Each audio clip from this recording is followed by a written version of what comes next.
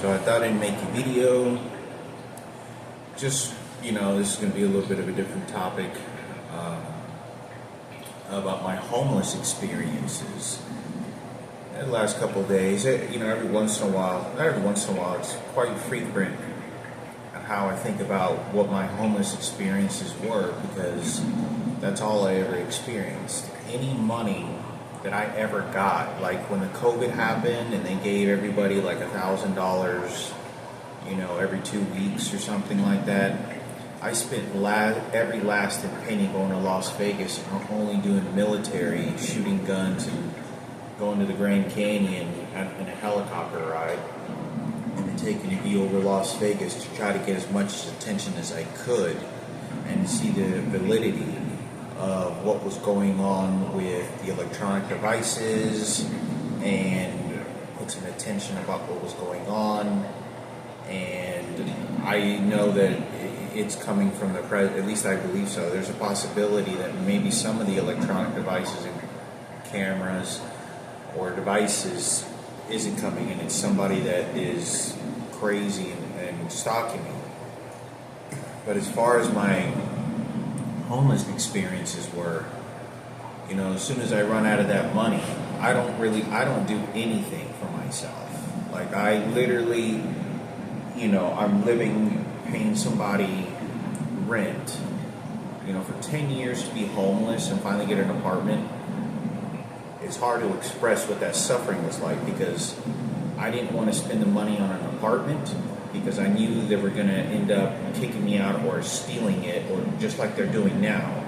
Because when I had more than enough money to spend for an apartment or buy a car, and I was living homeless in homeless shelters, they have so much control over where I live and the electronic devices and how they were stealing money from me occasionally, that I didn't feel like I could trust anything. There's no way that I could trust anything, because I've lived in my mid to late 20s, I lived off Craigslist, and all I had was people steal my deposits from me. That's all they ever did. I would give them my money and they would steal my deposit, or I would move in and 2 weeks later they would change the script on me, and then they would kick me out, and then they would keep my money that I paid for the rest of the month, and it would be too dangerous for me to stay there, and I'd have to leave, because then the police officers would start circling around the house and start circling around up and down the streets, harassing me, giving this person the entire control over my financial living situation and job position. It's hard to describe how much hatred. I will never get over that, because the hatred that came from the transgenders and the gay community was so hateful and was so targeting toward me. It was unbelievable. I wanted to make this conversation because there's something that my mother needs to know about this that's crucially important. And this is how Kenneth Cooper and the Cooper family used the police officers as well against me by, word of mouth. Because police officers, I know how police officers work enough to understand they carry secondary phones, like family phones, and nobody can tap their phone. And they have gay community members dispatch them to tell them who's the enemy and who they want to go after and give free tickets. Well, Sarah Cooper told me this on 2 separate occasions, and she said that she was a registered nurse. Turns out she didn't finish school. She didn't complete the registration. So what happens is, I'm in the conversation and she starts to tell me, and I notice that she's very bitter at me for something, and I have no idea why. I'm 20 years old.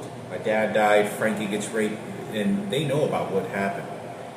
And she begins to say, yeah, Hector, I was over working at the nurse's office, and I had to use the police officers, and I had to get Cannon police officers to get them to write my coworkers a bunch of tickets. So yeah, that stopped then.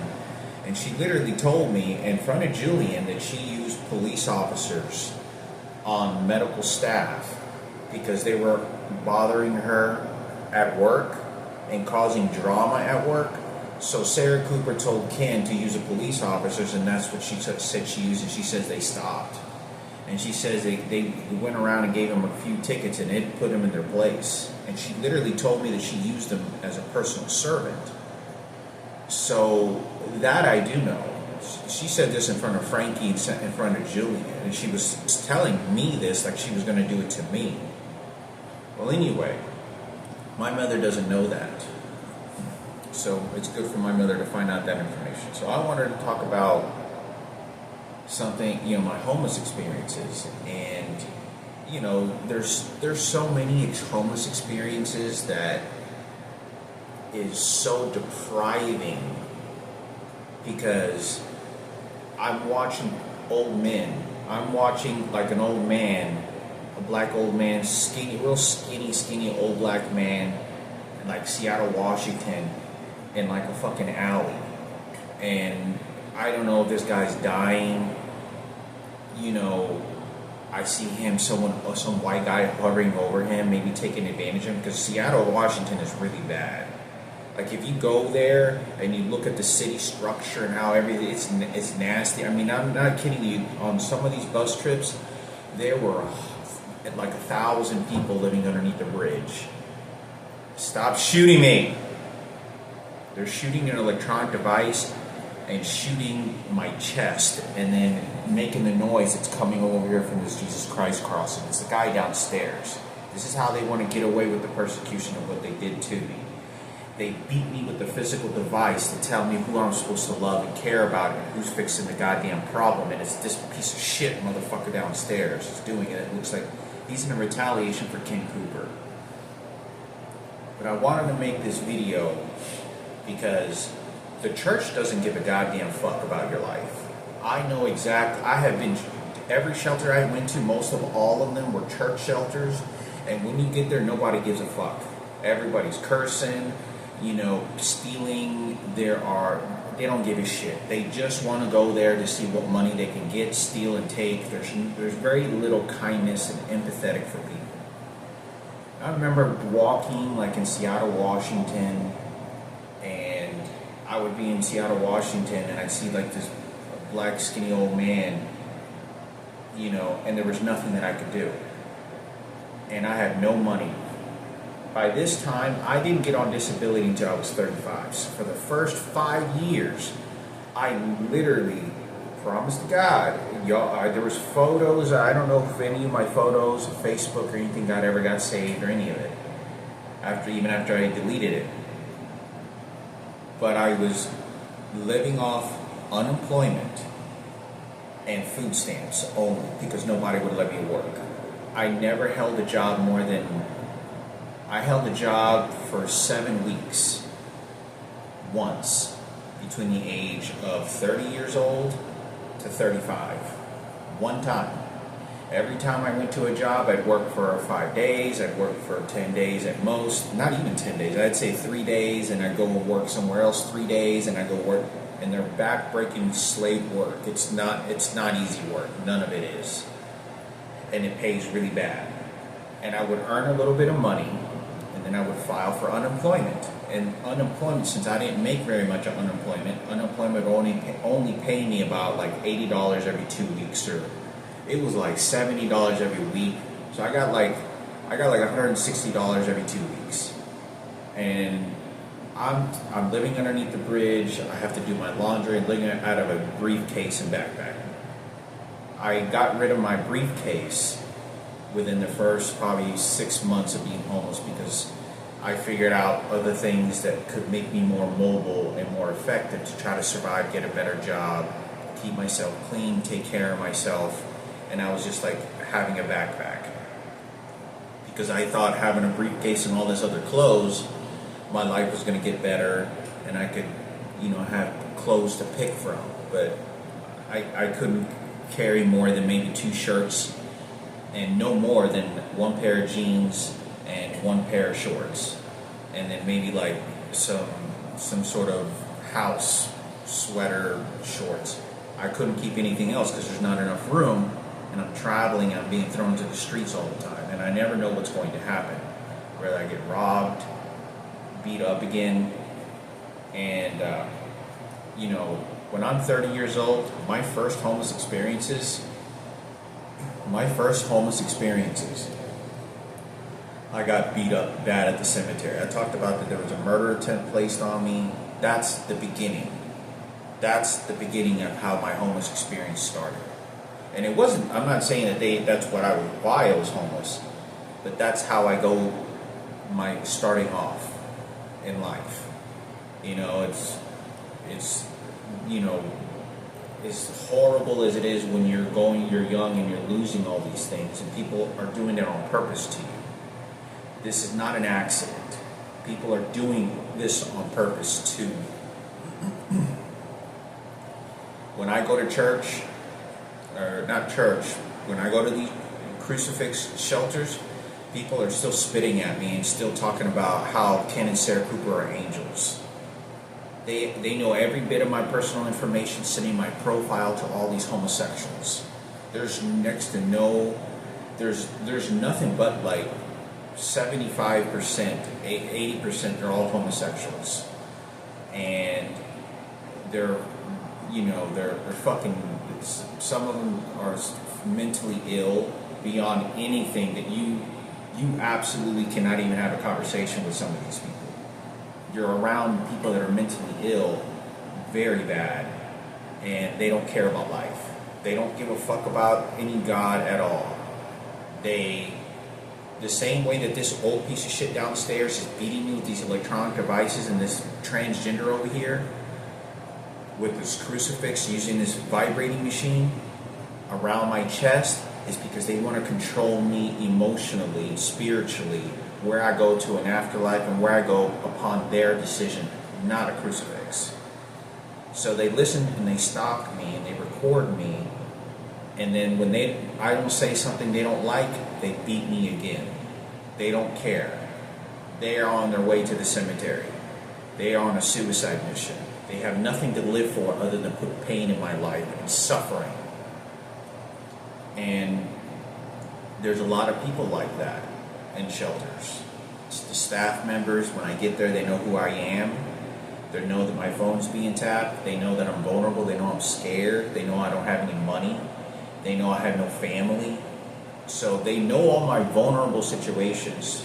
So when you're thinking about dreams and you're thinking about, you're homeless, you're suffering so much, and you're trying to trying to make this into a miracle. Like, you hear the stories of how some homeless people ended up being a millionaire, and it's almost impossible because you have no hope. I'm chain smoking in Alaska and Seattle, Washington, a pack of cigarettes every 3 days because the stress is so awful. I don't drink, and I never did drugs ever while I was out there homeless, but I smoked a lot of cigarettes, and I occasionally had some alcohol at a restaurant to have a couple beers. Probably twice a month. In Seattle, Washington, maybe drank once or twice. And I was homeless the whole time, but I was smoking cigars and cigarettes all the time. I smoked Black & Miles, where they're even much more worse than cigarettes. More stronger, and I would smoke these cigars, smoking and walking and looking for a job and looking over the ports of the boats that would be coming in, being around other homeless people. And in my homeless experiences, I probably should make this video a little bit more clear on what topics I'm talking about, but you're just going to have to watch the whole video if anybody ever gives a shit, or segment it off and tell my family and friends. If there's nothing, then my life never mattered. But, I wanted to say that when I'm in Alaska and I'm 34 or 33 years old, 33 or 34 years old, and it's freezing outside. I stay at somebody's house, this guy Gyro. He was like he was a gay dude. And there's two other Asian people. There's a really cool Asian guy that lived there. I got really lucky. He was a really cool college student. And I remember, I was living in this place in Alaska. It was beautiful, beautiful, beautiful scenery, but I had no money for food. And the food shelters are really bad. Like they're not all that great. And they have mosquitoes that are the size of like a small cat. I mean, these mosquitoes they're deer mosquitoes, and it's hard to try to be homeless out there. It's very difficult, and it gets below zero. You're talking, it gets so freezing that you have to go into a shelter. You'll freeze to death outside. You'll get frostbite, without a doubt. I had to go to a hospital and escape the freezing winter because it was too cold. There was no way for me to keep my body warm anymore.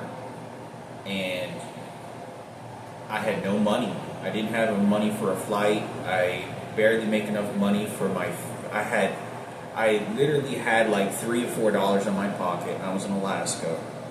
And I went to this cafe, and I talked about I'd go to one cafe in the middle of the night to stay warm, because that's usually when it's got even colder, and it's probably about -3 degrees, 4 degrees outside, 5 degrees outside, sometimes below zero. And I have all this clothes on my backpack. I'm not able to take showers for months on end, and it's horrible. I'm walking to this cafe, I have $4 in my pocket, I'm waiting for my unemployment to show up. I get paid like $70. I don't know what I'm going to do. I just know I'm going to freeze to death. I'm going to have to probably I have a black marker so that I can find a cardboard box somewhere, hopefully, and then write down, can someone help me, give me some money? And they're tapping my phone. I can't call the crisis line. They're doing it again. They're using this electronic device to repeatedly shoot my chest and close the door. This is what they're doing to me. And they're just playing around. They just keep hitting the wall, and they know what's going on. And I'm in this homeless shelter. I mean, I'm walking back and forth an hour one place, an hour, and then I have to walk an hour back to Denny's to finish off the morning. So when I leave Denny's, it's about 5 o'clock in the morning, 6 o'clock in the morning. And I don't start walking to the cafe till like 11 o'clock p.m. at night, so that I can stay maybe about 3 hours at the cafe, get a cup of hot tea with some lemon, stay warm, because the cafes, they don't want you to stay there. They want you to spend money, and they don't want you to stay there very long. And when I get there, I'm lucky enough to someone help me, cafe waiter person, and she gives me like a hot cup of tea for free. I got really lucky. And I remember this guy, like this Mexican, I don't know if he's a Mexican guy, but he looked Mexican, old man, and he ordered steak and eggs, which is something my dad used to get pretty frequent. And he came in by himself, like just to let me know he was trying to, and he didn't do anything bad. This guy, could tell that he was trying to put some dignity in life into me being his son. And it's different when you're Mexican. When it's a white guy, he's white power, he just wants to scum my father. But when they're Mexican, it's a representation of good. And this guy was Mexican. And I remember him just looking at me like, you did good, son. Like, not, he didn't say that, but I could tell that he felt like, I heard everything you had to say, and I think you did good. I know how it is. You know la onda. Sabes como la onda trabaja. We know how what they do when it goes on in this world, being colored. And I'm on the verge of I think I'm going to start digging in trash cans. I'm very close to it, and I do everything to prevent that. I do everything to prevent that. But I don't know if these people are going to force me to do that, because they're demonstrating to me that they have so much control over me. I'm crying as I'm walking an hour to get to these cafes at times, and it's freezing. My toes are like hurting, freezing by the time I'm about 15 minutes from getting there. And it's a long path of ice, and when I'm walking, the sidewalks are so frozen, and it's just not snow. You gotta hope that it's snowing, because then you have grip on the ground, like you're literally almost slipping on the ground when you're walking. And I'm listening to music to kind of help motivate me, because I don't know what my next plans are. I'm living just to be alive. I'm not living for, I don't have any dreams that I know that is likely to happen. I just trying to stay alive and be grateful for just to be, even look at the trees and look at the grass. I'm not grateful for anything else, because the people are trying, I'm crossing the street, people are being ordered to try to use their car, to try to hit me with their car. And when you're under that much stress and you see that behavior, how people are trying to harm you and threaten you that way, it's unbelievable. And I remember this. There were all of them. There were white supremacists in the retaliation for Sarah Cooper, Madison, Kenneth, and Ken Cooper. That's all it was. And every place that you go to, I go to, when you talk bad about somebody that looks like that person, that's a transgender or gay, will automatically, 100% to the death, feel that you're talking to them because they look like them, even though you've never met that person, and they want to take a personal retaliation against you. Grocery stores, restaurants, and this is why it becomes racist. This is why, one of the reasons. This is one of the reasons why it becomes racist, because I start to recognize the colored people and the Mexican people, even some of the Asian people, don't do this. A lot of them tend not to do this. And this type of white supremacy, like, they don't care. They don't know the story. They want to make their person their glory.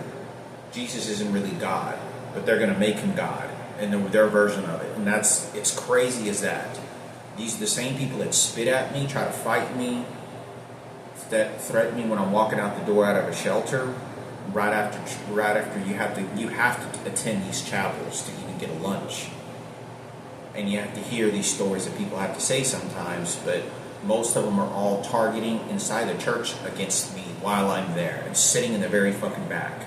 They're all fucking doing it, and then you have to go upstairs, take a shower, butt naked with like 75 men, and you get a 4-minute shower, 5-minute shower, in a big room like this, with like 4 or 5 shower heads, and we're all naked standing in line. I mean, it's fucking like a Holocaust. It was fucking, there's no hope for this type of behavior and crazy shit. I mean, there's mold on the fucking food sometimes when you eat it, and I didn't want to get sick. That's one of the things you think about when you're homeless. Is you can't get sick because you don't have anybody to run to. And I remember, but I'm in this, at this time I stayed at the shelter for the 30 days. You only get 30 days, I think it was. A full 30 days or 60 days or something. I think it was 30 days. I don't think it was 60 days. I think it was 30 days or 40 days. You don't get any other chances. And then you have to wait 6 months, and you have to go on the street. And that's just, there's no other homeless shelter. And it's a church shelter. It's the gospel shelter. Anyway, I spent up my credit. I go to a park, and I get me the cheapest pizzas, Little Caesars for $5, get you a $5 pizza. I go there, take the box of pizza where I'm sleeping, and I don't choose the places where I want to sleep because I'm trying to sabotage myself or whatever it may be. It's because I have no choice. Location, bathroom, colleges, restaurants, safety, peace, clean, anything clean, accessible to buses. So that's all a factor in everything. And depending if I'm looking for a job or I won't be able to find a job, depending the city, if it's unlikely, also because I have to get away from people. The reason I have to get away from people is because they're retaliating against me so much that I can't focus on anything else. So that way I can go to a park, be homeless, lean up against the, the concession stand at night and be applying for jobs on Indeed, sending emails, and then arranging interviews. I can't focus on anything when people are threatening me and harassing me, trying to hit me with their cars. It's unbelievable. It's every single day like you're a predator. You're absolutely having a predator coming after you. You have no hope. And it's hard not to cry. Like, I remember being in the cafe. I remember being in several cafes, and this happened to me when I was in Dallas, I was hysterically crying after being raped and being forced to dig in trash cans for food. I was almost nearly, and I remember just crying very awfully, pretty like ugly cry in front of a whole crowd of people, and because the people that were doing this to me did it to me on purpose to harm me, and I had done nothing wrong.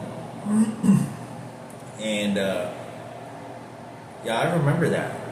I remember there was a black family that particularly saw me, and I was just by myself, just crying.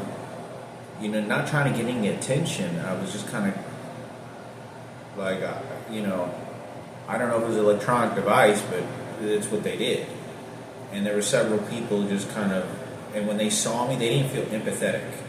They literally were like, fuck you, gay community, you know how we can rape anybody. This is for Kenneth and Sarah. And they would go into details. And a lot of these times I would make these videos, but you have no idea what I don't have time to put on a camera video on my phone to tell you how personal hatred these waiters or some of these people would be toward me. And it's hard to express that, and I remember there's sometimes I would chuckle a few tears, and it was hard because I wasn't being allowed to find a good job. I wasn't being allowed to live a normal life anymore, and they took all my money. They had so much control, and the police officers began to threaten me because I'd call 911 and my phone calls would transfer to a fake 911 call operating center, and then they would start threatening me over the phone. And then police officers would then drive by me like giggling and laughing. And then I'd go into a grocery store within 15 minutes, and there'd be homosexuals and transgenders, especially the faggots and the transgenders. That's all they did. They would come to swarm and attack, like in hate. And so it's literally, you're like, you're doing that because they're like, oh, we're united. We're the faggots, and we get fucked in the ass. And they were like, they act so emotionally bed into this and hatred. Like, the President of the United States has declared me as Osama bin Laden. I'm the one that blew the buildings up. And they're just savoring the suffering that I'm going through. And I'm literally like, that's what I'm doing. I'm like this. I'm scared because I don't know who's coming from left or right, because I'm always doing this because when I walk into the grocery store and 7-Eleven, because when somebody was calm, they would decoy me, and then somebody would come charging at me on my right side like they were gonna hit me. And I'd be at the grocery store homeless, I smell, I'm wearing the same clothes, I'm doing everything I can. I stay away, I try to say thank you, sorry, thank you, like a peasant. And somebody would come by me like just do this with their hands and be some big guy. And they would threaten me this way. So then I'd walk out the grocery store and a police officer would be like, white power, police officer, this is for faggots. Like, we're in charge. You don't know. And I mean, it was this ego trip that they would have. And all they did that was because it's a sense of fear. Like, when they do that to you, they do that because they know you don't, they have the people attack you, keep you under control. Now, you gotta keep in mind, there was not one person nearly that was kind to me. There were, I'd say for every 200 people that I came across, one person would treat me like a human being. Like I was at a cafe and in Alaska. I don't know, can't remember what it was called. And it was just, there was only two cafes, Denny's and this one cafe. They were about an hour walk from each other, and you know, they would talk to me and like they didn't know who I was, and it felt great. And you know, it was not felt, yeah, it felt nice. It felt because the idea that, you know, this person knew I was suffering, but you know, to give you some hot tea, you know, and you know, some lemon, you know, and I'd buy like a piece of bread to have something to eat. So like a piece of toast would be like $1.75, and I had like $2.25, and I would like give her, you know, and she'd bring me like an extra piece of toast, something like once or twice, and the 25 times I went there back and forth. And but it was the hate was so difficult to deal with. There's just no hope. There's just difficult. When I leave Alaska, I go to Seattle, Washington. And in Seattle, Washington, I'm in a deep downtown guttering trash. It's fucking dirty there. But before I get into that, I basically have to go to the hospitals to fetch out somebody who's going to give me money to get me out of this place, you know. And so when I get there, before I get there, I take a box of pizza and I'm eating next to a trash can. I don't actually start eating in the trash can, but I think that this is very close to what people are doing me. But at that time, like where the trash can is, and where the environment is, like I sleep somewhat close. I sleep on the other side of the trash can because I have to watch out for different animals. If there's a moose, if there's a raccoon, a rat, snake, a dog, or somebody trying to attack me, it becomes very difficult. So I always have to try to protect myself, and it was very difficult. And it's hard because you have no hope. There's no life. These people. You got to understand that what is happening to me is not an accident. They were purposely doing this to me, and this is years and months. Every single day you have to wake up and shit when they tell you to do. You have to be harassed by somebody. Even when the electronic devices and these people are being ordered to do something, they already know that I'm the enemy. It doesn't matter. It doesn't change anything because everyone knows there's a lot of crazy people out there. You don't have to tell somebody a lot of information to then act on that information to do something harmful because they're crazy. They're not just crazy, they're mentally ill. They do not care about life. They will kill you. They will poison you. They will rape you. They did this to Frankie. They did this to me a couple of times. They sold my mother for sex. My mother had to throw away a dead child in a dumpster just to make Candace Sarah Cooper happy, and the white supremacists saying who was the hero. They're doing this. So it's not that I'm not trying. I have the best record for looking for jobs. I have the best record. I bet you I've applied for more jobs than anybody in the United States. I'm within the top 10 in the United States. How many jobs I was applying at every single week. You're talking 20 jobs a day, non-stop. Nobody would hire me. I go into interviews. They threaten me in the interviews sometimes.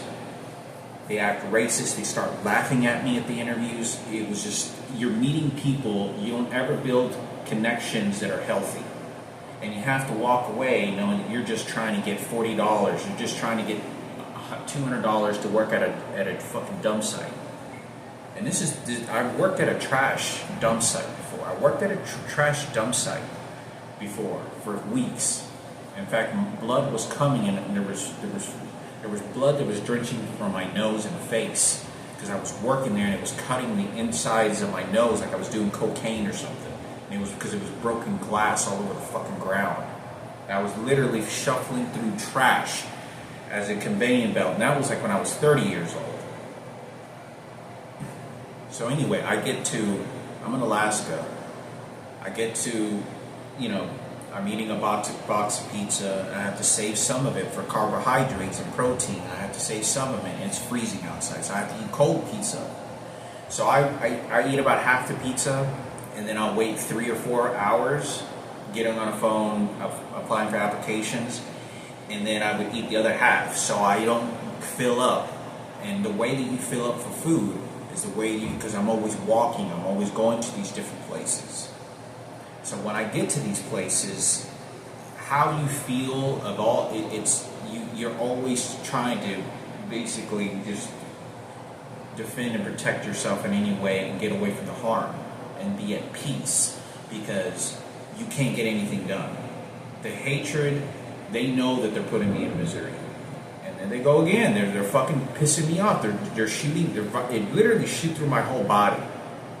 They just shot an electronic device, and it's this old piece of shit, this white supremacist motherfucker that's downstairs that's doing this, and he's opening and closing the door and dropping things, and it's a vibration that shoots my entire body, and he's doing it over by the crucifix. So he's ordering me who to worship and fall my knees to. This is what this piece of shit is. He has no right to be telling me who to worship.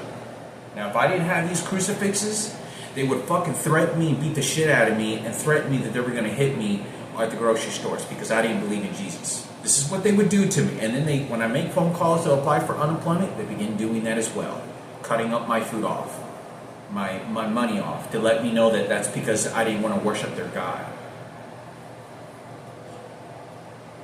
They keep doing this, just like that old piece of shit. This guy's 70 years old. This motherfucker's doing this shit. So, I'm in Alaska, okay? I'm in Alaska. When this all happens, I end up going to Ketchikan, Juneau, on the run. I'm nearly starving to death. I had Thanksgiving meal at a hospital in Alaska. In Ketchikan, was it Alaska? Yeah, it was Alaska. I hadn't eaten in about a day or two, but maybe a couple slices of bread or something. And I was trying to prevent from digging in a trash can or ask panhandle money, because it's illegal to panhandle money. They stopped allowing people to panhandle money years ago, many years ago. I was like 14 years old when they set that law, and it was the mayor of Dallas, Texas, and I remember a short-haired blonde woman that set that law, and she was very strict on that there was enough jobs for someone to do, that if you get caught panhandling money, you will be arrested or you will be fined a ticket. And they did that many years ago. So not only I can't do this on a frequent basis, some people kind of do it for maybe 10, 15 minutes and then walk away. But when I'm homeless in these experiences, it's hard mentally to even, you have to go through it yourself for a long period of time, very long, because what's going to happen to you is so brutal. You start to realize that your life is worthless to these people. You start to realize that when you die, and I'm a cancer patient, I'm a prior cancer patient, chemotherapy. I gave a hospital $500,000, my insurance, and I could have sued them and my company, and I didn't. This is what they're forcing me to do. And I got raped by a transgender at 28, and right after this when they threw me to the streets. Police officers were arresting me and throwing me in jail. I'm 33 years old, living in Alaska. And I eat a meal, I'm eating a meal, and I'm eating a meal in a hospital because they let me in. I begin, saying I'm freezing to death. I'm having a mental breakdown, and you have to tell them that because they won't let you in. They're like, oh, okay, we'll just, and so they put me in a room, and I'm like just thankful to have some sort of heater in a fucking room. And I spent Thanksgiving meal there, and this guy asked me, what do I think about Michael Jackson? Out of all the situations, this guy asked me, what do I think about Michael Jackson? And at this time, I had no idea that I even met this guy. And nowhere in this conversation have I ever brought up Michael Jackson or the reason for someone to bring this up. They already know about this. They're in a riot for Michael Jackson because he's the gay leader of the United States and the entire world.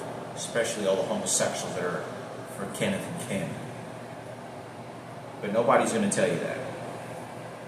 And I stay there for a couple days. I leave to Juneau, stay there at a mental hospital for a week, and it's like a crazy house. I'm literally like walking in circles in the entire place. I built artwork. I don't know if they still have it. I don't think they ever kept it. But I made some pretty cool artwork, and I left it there thinking that maybe one day my life got better, they kept the artwork, and I'd go there, take a look if it was still there. It was just a really hot girl and universe and space, and it was this sort of collage of material and paper. Anyway, and I'm there for a short period of time, and I'm there with people who don't even look like they're homeless. End up leaving, go to Juneau. I'm homeless outside, sleeping near the shores, hoping to see some whales, killer whales or orcas or whatever, maybe any kind of whales. There's boats. I don't have any money. I never have any money. I had like $70 in my pocket at all given times. Somebody pays for a hotel for one day. I get lucky enough. And it was tough. You know, like the hospital paid for one night at a hotel for me, which is unusual. I had never heard of that. This lady that looks like Susie's mother, or like Cisco's mother, kind of like picks me up in a van and takes me to the airport, or takes me to the hotel. And she's a Mexican lady, very confident, very nice. But you gotta understand that I don't have anybody, I don't have anything.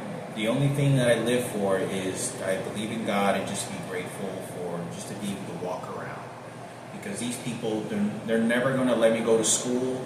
They're never gonna let me stop shooting me. They're never gonna let me eat respectably. Now keep in mind that when I go to these restaurants, the paranoia of someone poisoning me is always there.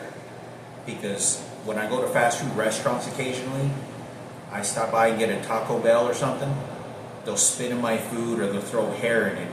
Or I've gotten sick several times before because they'll contaminate the food just to harm me. This is when you come along with a lot of crazy, dark people, that's what they'll do to you. It's not an accident. They know I'm the enemy. I want to get away with, I'm doing this for my personal will. It's like, O.J. Simpson. Nobody even knew about the investigation, yet everyone hated him, but everyone wanted to spit and throw trash at this guy because they just went along with what everyone else said, and that's what they would keep doing. I get to, I'm in Juneau, stay there for a week. Some people start making threats at me, like they wanted to fight, and some of them said they were going to rape me. I have to get up and leave. I don't want to sleep at the shelter. So I sleep at the shores near the water, and it's cold. It's wet. And I'm cooped up like a fucking rat in a fucking small little corner with like a fish shop, and breezes of wind. And I'm watching people see this Mexican who I am walk by with black hair. They don't see white people. White people there don't see Mexican people like me there. So I'm automatically scum to these people, and generally because you're in a territory that doesn't belong to me. It's not my home. This is not my place. That's their home. Foreigners get scolded, especially people like me, black hair. They see me as a predator. I leave there after a week. I get on a plane. Misery beyond anything you can imagine. Like, I'm literally, every penny I have on unemployment, that's how I survive.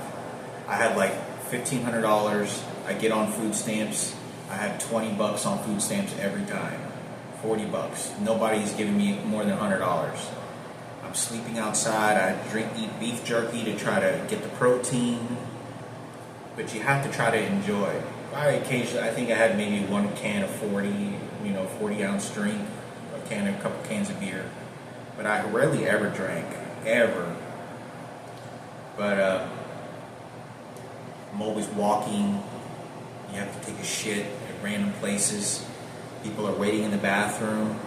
They get ordered to take a shit before you, so that when you go in there when you're homeless, and they take the soap off the walls, so that now you don't have soap or you don't have toilet paper. So now you have a shitty ass.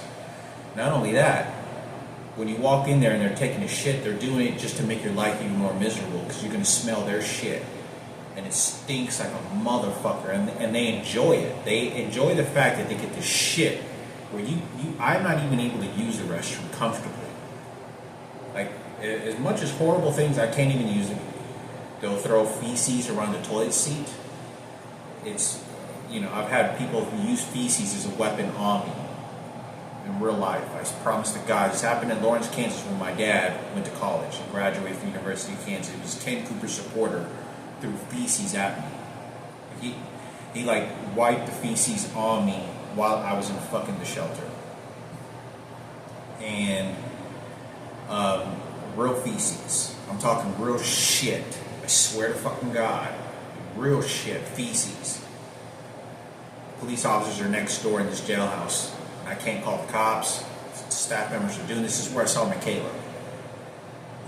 But it was before Michaela arrived. It was like the time after.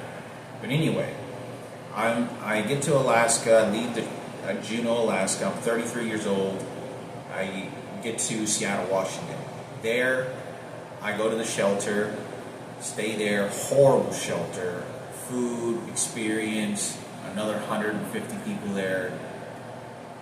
Just dog shit. But it's a meal. You're just trying to be grateful to be alive and nothing else. And I'm living with prison inmates. Keep in mind that most of these shelters, a lot of these shelters are prison inmates. They've been to prison and they just got out, spending 7-10 years in prison. And, they are getting out, and I'm living with them. Maximum security prison. Some of them have tattoos all over their face, arms and body that represent harsh living. Some of them look crazy. Methamphetamine, ice smokers. They smoke a lot of ice. But I get to Seattle, Washington. I pay $5 a day to live there. It costs $5 to live there at the shelter. And you have to give them money and give them credit. And when I give them $5 a day, a credit, I get to stay for the night.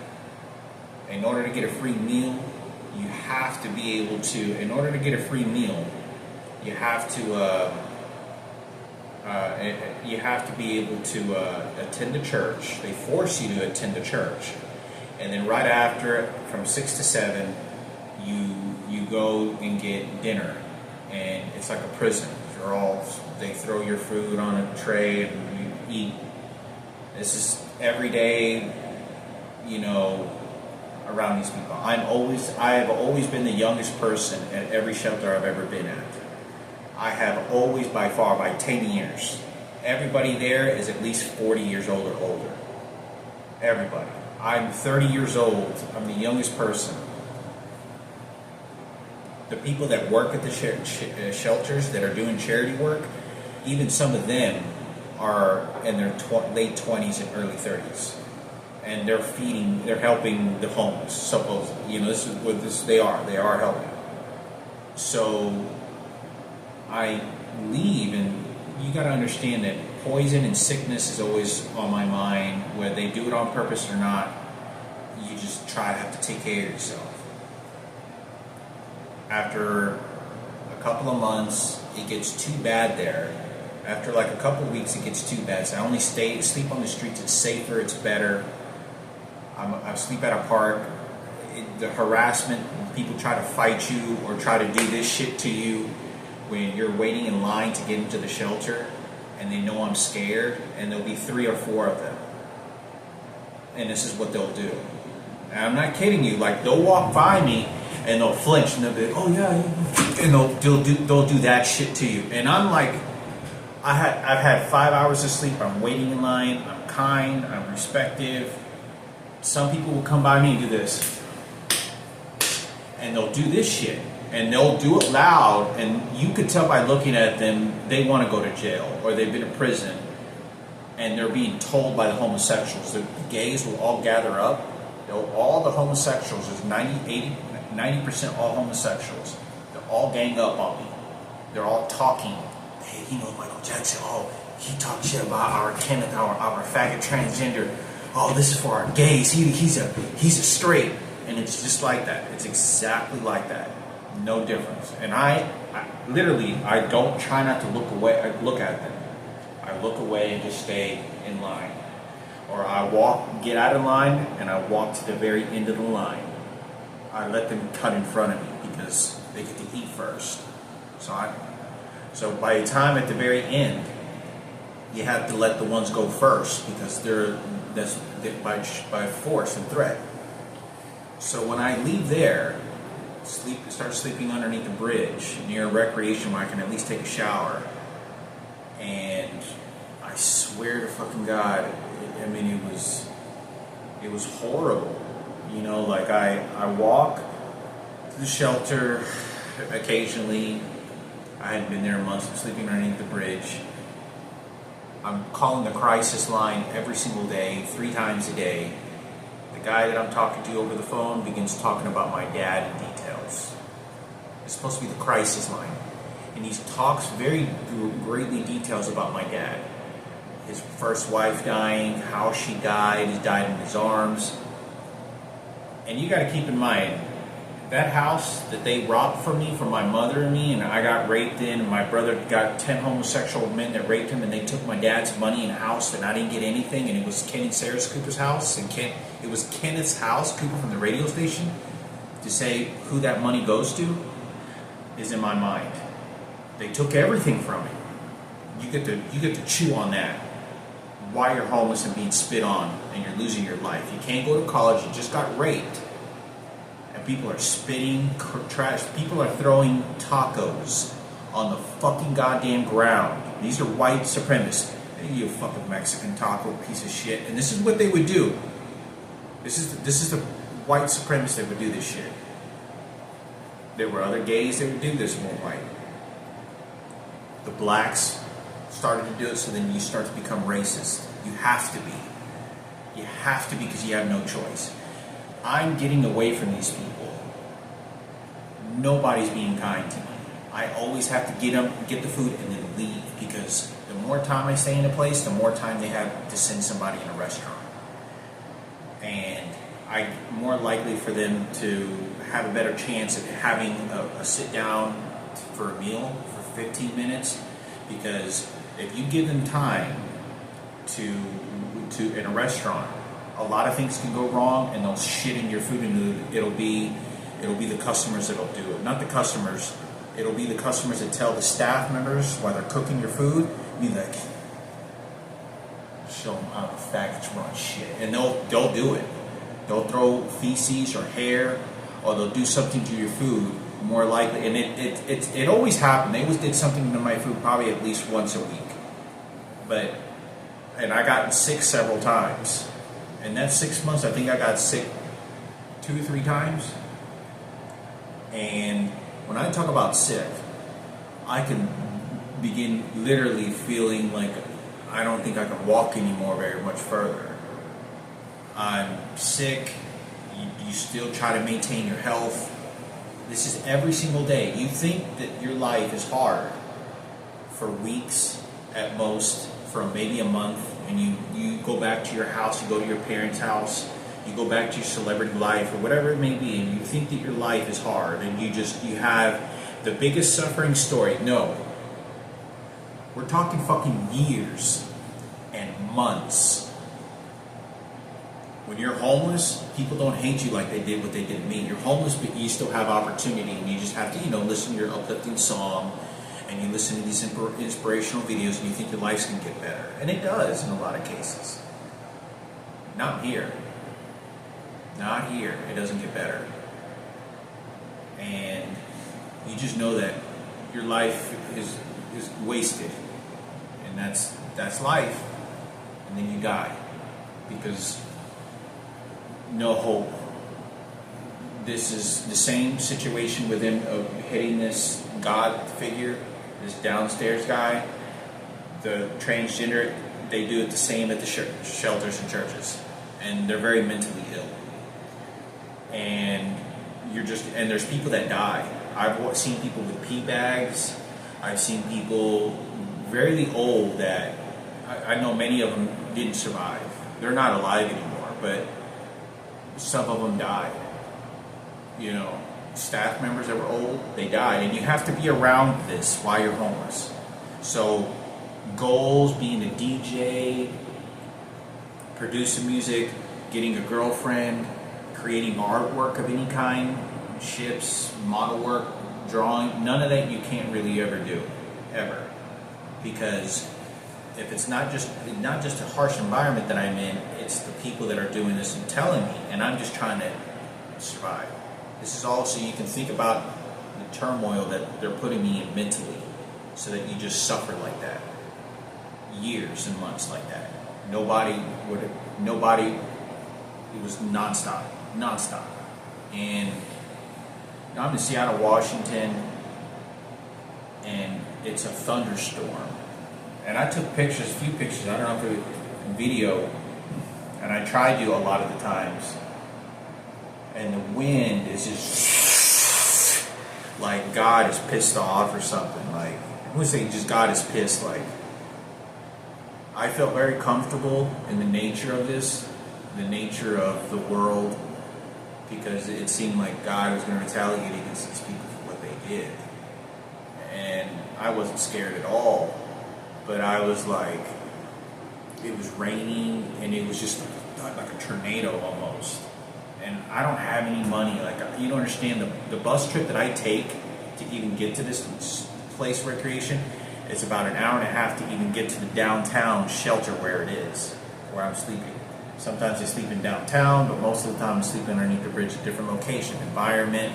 I can take a shower in a shelter and get a couple cookies. You know, they throw out little cookies, snacks at the recreation sometimes, like crackers with peanut butter. I don't even eat like peanut butter, but I eat it because it's protein.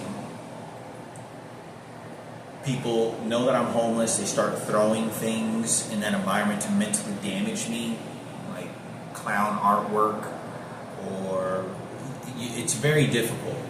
I can never express. That will always be my experiences. That's how old my experiences were. And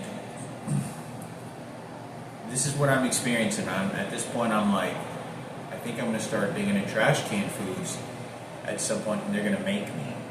Because you got to understand that by this time I call the police officers. I'm living under the bridge a couple of times, and I'm telling them somebody's shooting me with an electronic device, beating me, and they would begin threatening me.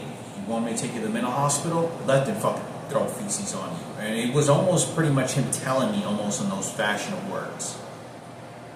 And I would be walking near Subway and Starbucks, because Starbucks always has couches and more comfortable places you can sit down at to have a cup of coffee for a couple hours and just chill.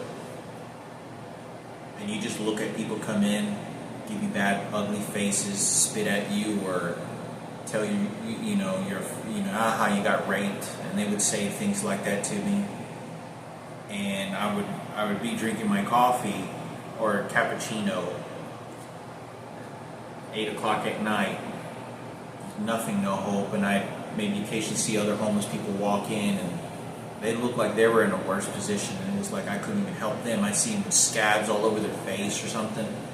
I don't know if they're doing drugs. Then I have to take care of myself, because I don't know if they're going to fight me. Some of these they're mentally ill and just want to fucking fight you. Now keep in mind that the hatred is always against me. At least these people aren't being harassed or bothered. But to me, it's 10 times harder than that. I'm walking down the street. They begin telling people to get their golden retriever. It's this real story. To start shitting the entire area where I'm homeless and sidewalks intentionally. Literally shit. And I think I've seen human feces before. I think somebody came by and shitted there took off their pants and just shitted on the ground where I walk. So you get to smell their feces, you smell the dog shit, lumps of fucking dog shit. So you're now become more even uncomfortable once you're homeless. You just know that your body's just like it's like a fucking Holocaust or some shit because they're enjoying this. And I remember walking and I'd occasionally come across like an old lady, or I'd come across a homeless person, Asian guy, and they'd have a good conversation, like a decent. This wasn't white supremacist Ken Cooper, white power for Kenneth, and or Gary or whatever, any of these people. And it was always colored people that I felt more comfortable with. And occasionally, maybe once every couple of months, I'd come across and I'd ask a question, and they would tell me, these people don't care about God. They don't believe anything. They don't give a damn. You see, I'd be watching people driving their Mercedes, Bentleys. I had people, we were walking down the street in Seattle, Washington, and there would be these huge puddles on the sidewalks, like near the curb, where the curb is. They would wait. There'd be 4 lanes. They would see me a quarter of a mile away. They would drive all the way to the very side to get near the curb to see where the puddle of water is, to splash the entire water on me. And it would be consecutive cars. And I'd look, and I would watch them do this. As soon as they did it, like, they would do it at the last minute so that I couldn't really run or move. And I'd look behind them, and then they'd get back over to the very other side of the lanes because they just wanted to harm me. And they use their car as a weapon. I'm dirty, soaked and wet, it's cold, it's 40 degrees outside in Seattle. Horrible. And this happens at least once every week. And, you know, I'm just trying to take care of hygiene. And my mother, who I thought was my mother at the time, is her fucking bitch of a identical twin, who begins basically enjoying my suffering life, not knowing what this person had done, along with this fucking transgenders, the rapes, and these gays, and whoever took all the money. And they used her fucking twin to do this shit to me. They used their money to steal all the money and everything and take whatever they wanted. I go to, I'm living under a bridge. The way to buy time is to go to recreation, apply for jobs, play video games on my phone occasionally, maybe an hour, and just listen to music the whole time. Smoking cigarettes, chain smoking cigarettes. I finish a pack every 3 days, 2 days sometimes. Every 2 days I smoke a pack of cigarettes. The stress, I don't drink, but I gotta have some relief. I go to a movie theater, I might have $7, $10. I go to Regal movie theater, or I go to they're pretty good price on movies. So I always Google Map, I look to see who's offering the most, best prices, cheapest movies, dollar movies, special Tuesday. Tuesdays they have like $5 movie nights or something like that. Disability people or whatever, and you have a disability verification, they'll give you a discount. But you have to find a place. And I'm in Seattle, Washington. I'm in Regal movie theater. My brother used to drive a Regal car. And I remember being there, and people were nasty. You know, the people would be vacuuming and hit my chair as they're vacuuming as I'm waiting before the movie starts. And I recall, you know, I watch a movie and they would threaten me. They would send people to threaten me inside the movie theater. And they still do this to this very day. I got kicked out of the movie theater. I had to run out of the movie theater because they sent people to come threaten me when I was there. An hour, or not 15 minutes into the film. This is about a month and a half ago, 2 months ago. Anyway, I'm in Seattle, Washington. I'm 33 years old. I occasionally go downtown, watch a movie. I just go into stores just to take a look at things as I'm all dirty and homeless all the time. The entire time I'm anywhere, I look like a homeless bum because that's what I am. I go watch a movie and then my mother tells me my uncle who raped me and my brother horrifically in Mexico and once at my house, that they stole the house from my dad and me and my brothers. All the work I'd done, that he died of throat cancer. He was the guy that, when I walked in, was horrifically raping my brother. And at this time, I had no remembrance of this guy raping me. I just had visions of it. My mother, the entire time, is telling me nothing ever bad happened. Like, she's training me, and she's doing this to Frankie. Now, she does this to me, but when something slightly gets brought up about our uncle doing it, she just, oh no, it's the alcohol, yeah. And that's how she would express it. She has to keep selling you and dispose of the kids to make sure she's going to stay alive and stay good. That's why the psychologists and the people that stole the money could do anything to my mother, because that's what they did. And this is the guy, my mom's twin tells me he's dead. And I don't even know, I just like, oh, okay, he died. You know, he died of some throat cancer.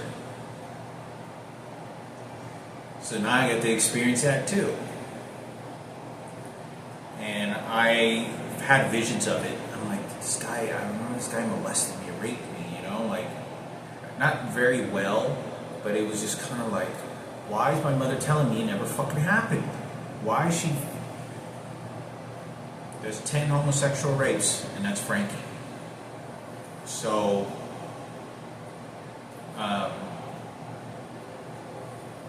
I'm in Seattle, Washington. Even before I get to Seattle, Washington, Alaska, I was 31 years old when I went to Denver, Colorado, and homeless there. When I'm sleeping at the Christopher Columbus, I'm 31 years old, I'm sleeping at the Christopher Columbus Park in Denver, Colorado, near the fucking rivers, near the downtown. I see 100 cars and it looks like the president is driving by. I'm pretty sure it was the president. I don't think you see that many police cars. People are threatening me, beating me with electronic devices. There's people begin throwing half-eaten burgers and fries and hot dogs near the trash can where I'm sleeping, on the sides of this pyramid. And I have hardly any money, and I'm just thinking that if I don't do what these people say, they may just beat me up. They may just fight me. Like, they may just beat the fuck out of me. And because the threats become so violent and the police play on it, that it's almost like at this point I have to, like, I'm not going to degrade myself and not defend myself at all, so many ways, but on top of beating me, that these people have so much control that I have to get up and run. I have to get up and leave. And this is why I'm running all the time. From when I'm homeless in a city, I can't stay in a homeless environment for usually too long. I'm walking down the street, homeless for 2 hours just to get to one place, to get to downtown Denver. Cold outside, I'm literally covering a duffel bag of clothes and a backpack. Like a homeless bum, months. It's when I first get to Denver. And I'm sleeping in an empty warehouse. Some guy drives in the middle, this is the first week that I was there, he drives in the middle of nowhere. I'm in a place in like a very sort of open space, abandoned warehouses, grass growing in the parking lots, big parking lot. Nobody, very little construction going on, homeless trash, homeless shelters, lots of on the way on the other side, about I'd say about half a mile. I get there, I've had no sleep, and it's like 5 o'clock it was like 6, 7 o'clock in the morning, and there's a guy, this white piece of shit motherfucker, I don't know who he was.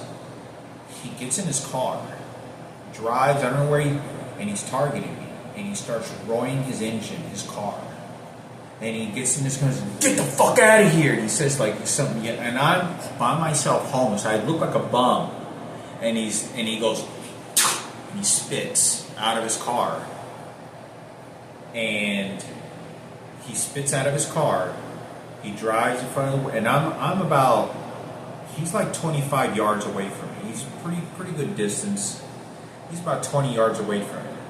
On the road, I'm near the docking warehouse doors, abandoned parking lot. There's skunks. I've seen a couple of them walking by me. I get nervous because they can bite or they can throw their piss on you, or rabies. You can get diseases.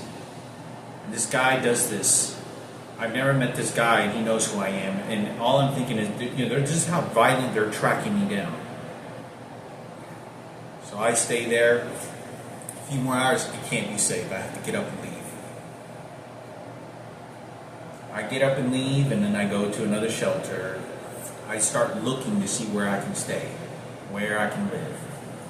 I'm going to make another video because it's an hour into this. Part 2 I'll make.